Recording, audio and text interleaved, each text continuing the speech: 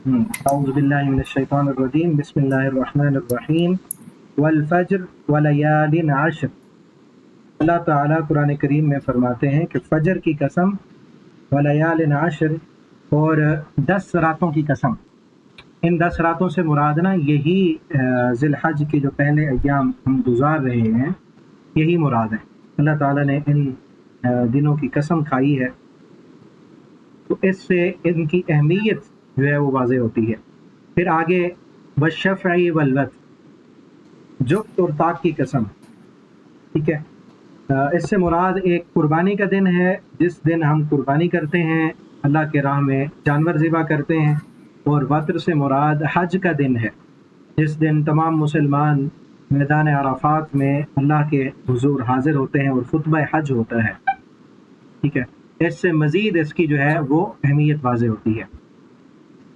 اور دوسرے نمبر پر نبی کریم صلی اللہ علیہ وسلم نے فرمایا کہ افضل ایام الدنیا ایام العشر، دنیا کے سب سے جو افضل ترین دن ہیں وہ ذی الحج کے ابتدائی 10 دن ہیں۔ ابھی جو دن ہم گزار رہے ہیں، پورے سال کے سب سے زیادہ فضیلت والے دن یہ ہیں، ٹھیک ہے۔ رمضان المبارک کا آخری عشرہ اور اس کی 10 راتیں جو ہیں وہ زیادہ فضیلت والی ہیں، لیکن یہ جو ایام ہیں، یہ 10 دن ہیں، ان کے دن یہ اللہ کو بہت زیادہ پسند ہے۔ نبی کریم صلی اللہ علیہ وسلم کی ایک اور حدیث ہے، آپ صلی اللہ علیہ وسلم نے فرمایا مل عمل فی ایام افضل منها فی هذه، کہ ان دنوں میں سب سے زیادہ اللہ تعالیٰ کو نیکی پسند ہے۔ جو بندہ ان دنوں میں نیکی کرتا ہے، نماز پڑھتا ہے، روزہ رکھتا ہے، ان دنوں میں صدقہ کرتا ہے، ان دنوں میں سچ بولتا ہے، ان دنوں میں قرآن پڑھتا ہے، تو اللہ تعالیٰ کو ان دنوں میں کیا ہوا عمل زیادہ پسند ہے، اللہ تعالیٰ اس سے محبت کرتے ہیں، ٹھیک ہے۔ اسی طرح اور حدیث میں بھی ہے، آپ صلی اللہ علیہ وسلم نے فرمایا ما من ایام احب الی اللہ العمل فیہن، اللہ تعالیٰ کو ان دنوں سے زیادہ کسی اور دن کی نیکی پسند نہیں ہے۔ یہ ان دنوں ویسے بھی اللہ تعالیٰ نیکی پسند کرتے ہیں، لیکن ان دنوں میں فضیلت زیادہ ہے، ثواب زیادہ ہے، کیونکہ ان دنوں میں عرفہ کا دن ہے، عرفہ کا دن 9 ذی الحج کا دن ہے، ٹھیک ہے۔ ہمارے ہاں جی جمعے کا دن ہوگا اور آپ کے ہاں جمعرات کا دن ہوگا۔ عید جمعے کو بن رہی ہے نا؟ جی آئی تھنک سو۔ ہاں، آپ کے ہاں جمعرات کو خطبہ حج بھی ہوگا۔ آپ ریاض میں رہتے ہیں نا؟ نہیں، ہاں بیسکلی ہاں۔ ریاض سٹی میں ہے نا؟ ہاں، تو جو لوگ نا حج کے لیے گئے ہوئے ہیں عرفہ میں، مکہ میں حج کرنے گئے ہیں، میدان عرفات میں ہوں گے، انہوں نے تو روزہ نہیں رکھنا، ٹھیک ہے۔ باقی جو بھی ہیں انہوں نے، اگر ہم روزہ رکھیں گے، آپ جمعرات والے دن اور ہمارے ہاں جمعے کا دن بن رہا ہے 9 ذی الحج کو، یوم عرفہ کے دن، ٹھیک ہے۔ اگر روزے رکھیں گے جی تو اس کا جو ہے بہت زیادہ ثواب ہے، کیونکہ عرفہ کے دن جو ہے وہ فرشتے حاضر ہوتے ہیں اور اللہ رب العالمین جو لوگ میدان عرفات میں ہوتے ہیں ان سب کو معاف کر دیتے ہیں۔ اور جو روزہ رکھتے ہیں، آگے اس کی بھی حدیث آ رہی ہے روزے کی فضیلت کے بارے میں۔ اور اسی طرح قربانی کے دن کی جو ہے وہ فضیلت ہے، اللہ تعالیٰ کو قربانی کے دن خون بہانا سب سے زیادہ پسندیدہ عمل ہے۔ تو جو عید کا دن ہے آپ کے یہاں جمعرات کو ہوگی، ہمارے ہاں جو ہے ہفتے کو، آپ کے جمعے کو ہوگی، ہمارے ہفتے کو۔ اس دن سب سے زیادہ فضیلت والا جو عمل ہے وہ قربانی کرنا ہے، جانور ذبح کرنا ہے۔ آپ بھی کریں گے نا انشاءاللہ؟ جی انشاءاللہ۔ ہاں انشاءاللہ۔ تو عید والے دن سب سے زیادہ پسندیدہ عمل قربانی ہے، ٹھیک ہے۔ اور قربانی کے بعد جو ہے کچھ اور دن بھی ہیں، وہ بھی فضیلت والے ہیں۔ تو ان دنوں میں ہم نے چند ایک کام کرنے ہیں، جو دن رہ رہے ہیں نا، ان دنوں میں چند ایک کام ہم نے ضرور کرنے ہیں انشاءاللہ۔ پہلا عمل یہ ہے کہ ہم نے نیکی میں سبقت کرنی ہے، نیک عمل کرنے ہیں، سچ بولنا، لوگوں کے درمیان صلح کرانا، والدین کی خدمت کرنا، ان کے ساتھ ادب کے ساتھ بات کرنا، اسی طرح جو ہے وہ دعائیں پڑھنا، نمازوں کی پابندی کرنا، اور نمازوں کے ساتھ ساتھ جو سنتیں ہیں ان کا اہتمام کرنا، ٹھیک ہے۔ اور نمبر 2 پہ ہم نے گناہوں سے اجتناب کرنا ہے، گناہوں سے بچنا ہے، چاہے وہ گناہ موبائل پہ ہوتے ہوں، نیٹ پہ ہوتے ہوں، یا جو ہے جھوٹ بولنا، غیبت کرنا، نماز نہ پڑھنا، یہ بھی گناہ ہے، ٹھیک ہے۔ جو ہمارے ذمے کام ہو اپنی ذمہ داری کو پورا نہ کرنا، یہ بھی گناہ ہے۔ تو ان دنوں میں، ویسے بھی عام دنوں میں گناہوں سے بچنا ہے، لیکن یہ دن چونکہ ان میں نیکی کی جو فضیلت ہے وہ زیادہ ہو جاتی ہے، نیکی کا اجر زیادہ ہے، تو گناہ کی سزا بھی زیادہ ہے۔ ٹھیک ہے، اب دیکھیں نا، ساری دنیا سے لوگ آئے ہوئے ہیں اللہ کو منانے کے لیے ان دنوں میں، اور خصوصاً عرفہ کا جی 9 ذی الحج کو اللہ تعالیٰ کے حضور سارے، آپ نے ویڈیوز میں تو دیکھا ہوگا نا کہ حاجی کس طرح تپتے ہوئے گرمی میں ایک ہی طرح کا لباس پہنے ہوئے اللہ کے سامنے ہاتھ پھیلا رہے ہیں، رو رہے ہیں، اور اس جبل رحمہ جو ہے، آپ نے پہاڑ دیکھا ہے جبل رحمہ کا، میدان نہیں سر۔ عرفات؟ نہیں دیکھا؟ چلیں اللہ تعالیٰ آپ کو لے جائیں، دکھائیں، آپ کو قریب ہے نا، اللہ تعالیٰ توفیق دیں گے انشاءاللہ۔ تو اس پہاڑ کے اوپر چڑھے ہوئے ہوتے ہیں لوگ، اللہ تعالیٰ اس دن سارے لوگوں کو معاف کر دیتے ہیں۔ تو جو لوگ معافی مانگ رہے ہیں، اور ان کے مقابلے میں اگر کوئی بندہ گناہ کر رہا ہے تو کتنا بڑا مجرم ہے، اللہ تعالیٰ اس سے کتنا ناراض ہوں گے، دنیا میں بھی اس کو سزا ملے گی۔ ٹھیک ہے، تو ہم نے گناہوں سے اجتناب کرنا ہے۔ اور نمبر 3 پہ ان دنوں میں جو کام کرنا ہے نا، وہ تکبیرات پڑھنی ہے۔ ٹھیک ہے، حضرت عبداللہ بن جی عمر بیان کرتے ہیں کہ رسول اللہ صلی اللہ علیہ وسلم ان دنوں میں تکبیرات پڑھا کرتے تھے، اور آپ صلی اللہ علیہ وسلم کے صحابہ جو ہے وہ بازاروں میں نکل جاتے تھے، 10 دنوں میں بازاروں میں نکل جاتے اور بلند آواز سے تکبیرات پڑھتے تھے۔ اور تکبیرات کے الفاظ یہ ہیں: اللہ اکبر، اللہ اکبر، لا الہ الا اللہ، واللہ اکبر، اللہ اکبر وللہ الحمد۔ آپ ایک بار پڑھیں گے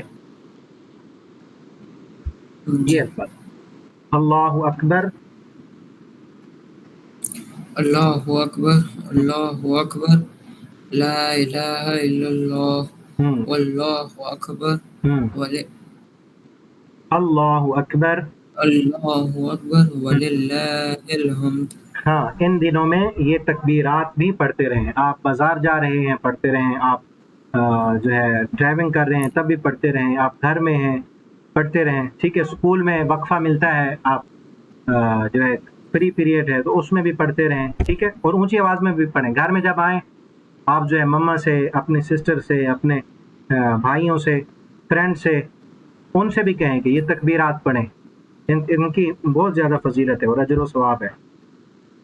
ٹھیک ہے، جی تو تکبیرات کے اور الفاظ بھی ہیں: اللہ اکبر، اللہ اکبر، اللہ اکبر وللہ الحمد، اللہ اکبر واجل، اللہ اکبر۔ ٹھیک ہے، علامہ ہدانا، اللہ اکبر، اللہ اکبر، لا الہ الا اللہ، اللہ اکبر، اللہ اکبر وللہ الحمد۔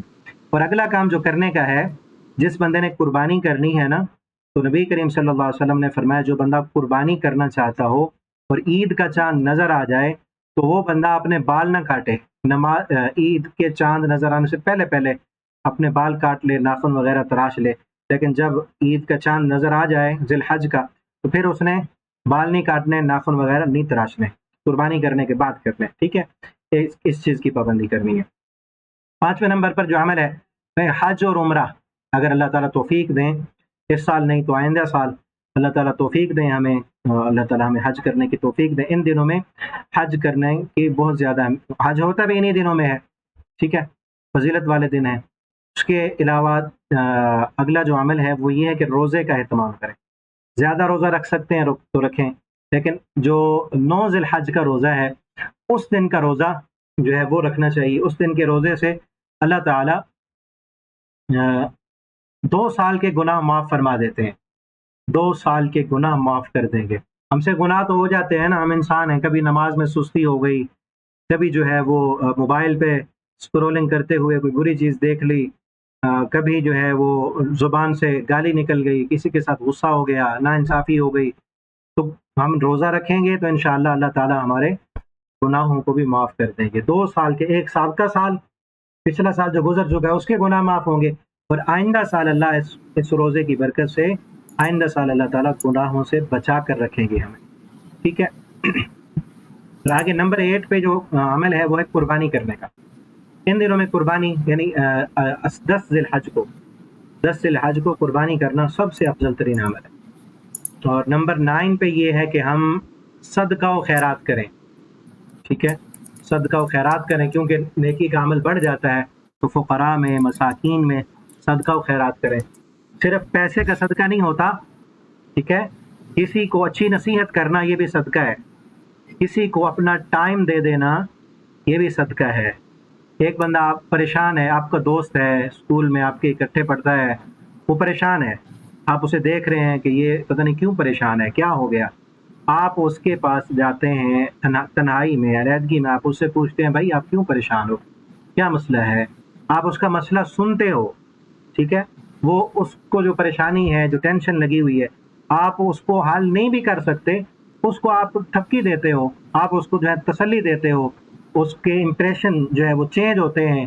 آپ اس کو جو ہے وہ یہ فیل کراتے ہو کہ کچھ نہیں ہونے والا، آپ پریشان نہ ہو، انشاءاللہ اللہ تعالیٰ بہتر کر دیں گے.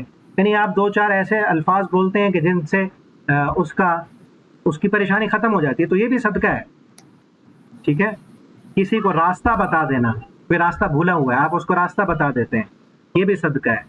آپ جو ہے بس میں جا رہے ہیں، ٹھیک ہے، آپ میٹرو میں سفر کر رہے ہیں، کوئی بوڑھا بندہ آ گیا ہے، آپ سیٹ پہ بیٹھے ہوئے ہیں، اس کے لیے سیٹ نہیں ہے، ٹھیک ہے، آپ نوجوان ہیں، آپ کھڑے ہو جاتے ہیں، اس بوڑھے بندے کو آپ بٹھا دیتے ہیں، تو یہ بھی آپ کا صدقہ ہے. اسی طرح کوئی عورت آ جاتی ہے، بڑی عمر کی ہے، یا پریگنٹ ہے، یا اس کے ساتھ بچہ ہے، آپ اس کو بیٹھنے کے لیے جگہ دے دیتے ہیں، آپ کھڑے ہو جاتے ہیں، تو یہ بھی آپ کا صدقہ ہے. اسی طرح آپ کسی کو سامان اٹھا کے دے دیتے ہیں، کسی کا سامان اٹھا کے رکھ دیتے ہیں، ٹھیک ہے. آپ گھر میں ہیں، گھر میں اللہ نہ کرے کوئی بیمار ہے، آپ جو ہے اس کو پانی لا کر دے دیتے ہیں، ٹھیک ہے. آپ کے ابو بیمار ہیں، آپ اس کے پاؤں دبا دیتے ہیں، آپ کی امی بیمار ہیں، ان کے پاؤں دباتے ہیں، آپ دوائی لے کے آتے ہیں ان کے لیے، ٹھیک ہے، یہ بھی صدقہ ہے. اور کسی کو آپ کے چھوٹے بہن بھائی ہیں، آپ اپنی چیزیں ان کے ساتھ شیئر کرتے ہیں، ٹھیک ہے نا، آپ کے چھوٹے بہن بھائی ہیں نا، ان کے ساتھ چیزیں شیئر کرنا یہ بھی صدقہ ہے آپ کا. حالانکہ چیز تو آپ کی جی ہے نا، انہوں نے اپنا حصہ ڈیوائڈ کر لیا، اب آپ کی چیز بچی ہے، تو آپ ان کو اپنی چیزوں سے حصہ دے دیتے ہیں، تو یہ بھی آپ کے لیے صدقہ ہے. ٹھیک ہے، تو ان دنوں میں ہم نے صدقہ و خیرات کرنے کا بھی اہتمام کرنا ہے انشاءاللہ. اور اس کے ساتھ ابھی 10 منٹ ہمارے رہتے ہیں، ٹھیک ہے. 10 منٹ میں آپ کو قربانی کے متعلق بعض چیزیں بتا دیتا ہوں کہ قربانی کیا ہے، ٹھیک ہے نا. بعض لوگ، خصوصاً وہ لوگ نا جو ہمارے دین پر، اسلام پر اعتراض کرنے والے ہیں نا، وہ یہ کہتے ہیں کہ قربانی کیوں کرتے ہو تم، اتنا زیادہ جو ہے جانوروں کو ذبح کر کے گوشت ضائع کر دیتے ہو، اس سے بہتر ہے کہ تم جو ہے کسی غریب کو پیسے دے دو. ایسے لوگ ملیں گے نا، آپ نے بھی سنا ہوگا، جی خصوصاً جو ہے وہ ہمارے انڈیا پاکستان میں ایسے لوگ ہوتے ہیں. کوئی حج کرنے جا رہا ہو نا، تو اس کو کہیں گے کہ تم جو ہے حج پہ اتنے پیسے خرچ کر رہے ہو، کسی غریب کو جو ہے وہ جہیز لے کے دے دو، ٹھیک ہے. تو ان کو ہم نے یہ سمجھانا ہے کہ قربانی بھی دراصل غریبوں کا ہی فائدہ ہے. جب ہم قربانی کرتے ہیں، اس میں بھی بہت سارے غریبوں کا فائدہ ہوتا ہے. آپ دیکھیں کئی لوگوں نے اب جانور پالے ہوئے ہیں، کئی لوگوں نے جانور اس نیت سے لے کے پالے ہوئے ہیں کہ وہ قربانی پر ان کو بیچیں گے، ان سے ان غریبوں کو پرافٹ ہوگا. کئی غریب جو ہیں ان جانوروں کے لیے چارہ کاشت کر رہے ہیں، وہ چارہ بیچ کے پیسے کمائیں گے. کئی غریب جو ہے وہ جانوروں کو لے کر اپنے جو ہے رکشے میں یا کسی گاڑی میں لاد کر منڈی میں لے جائیں گے، وہ پیسے کمائیں گے. منڈی والے جو بیٹھے ہوئے ہیں ان میں بھی ملازم ہیں، وہ پیسے کمائیں گے. ان سے جا کر آپ جانور خریدیں گے، جانور خرید کے گھر لائیں گے، وہ بھی پیسے کمائیں گے، ٹھیک ہے. اسی طرح جب جانور ذبح ہوگا، جو ذبح کرنے والے ہیں، ذبح کرنے والے ہمارے پاکستان انڈیا میں وہ بھی غریب ہوتے ہیں نا بیچارے، وہ آپ سے مزدوری لے کے جائیں گے، اور قربانی کا گوشت بھی غریبوں میں بانٹنا ہے، ٹھیک ہے. تو اس میں غریبوں کا بھی بہت زیادہ فائدہ ہے. اس کے ساتھ ساتھ غریبوں کا فائدہ کرنے کے ساتھ ساتھ دنیاوی اعتبار سے بھی قربانی میں بہت زیادہ فوائد ہیں، ٹھیک ہے. معیشت مضبوط ہوتی ہے، کاروبار کو ترقی ملتی ہے، کئی لوگوں کو جو ہے وہ کاروبار کے مواقع ملتے ہیں. اس کے ساتھ ساتھ قربانی جو ہے کئی اور سبق بھی دیتی ہے ہمیں، ٹھیک ہے. یہ مختصر میں آپ کو بتا دیتا ہوں، ہمارا کلاس کا ٹائم چونکہ کمپلیٹ ہونے والا ہے، ٹھیک ہے. سب سے پہلی چیز جو ہے، قربانی ہمیں اخلاص کا سبق دیتی ہے کہ ہر عمل اللہ کے لیے خالص کیا جائے. نبی کریم صلی اللہ تعالیٰ فرماتے ہیں قرآن میں، ان صلاتی و نسکی و محیای و مماتی للہ، کہہ دیجیے بے شک میری نماز، میری قربانی، میرا جینا اور میرا مرنا اللہ کے لیے۔ قربانی کرنے سے پہلے بھی یہ دعا پڑھی جاتی ہے، ٹھیک ہے؟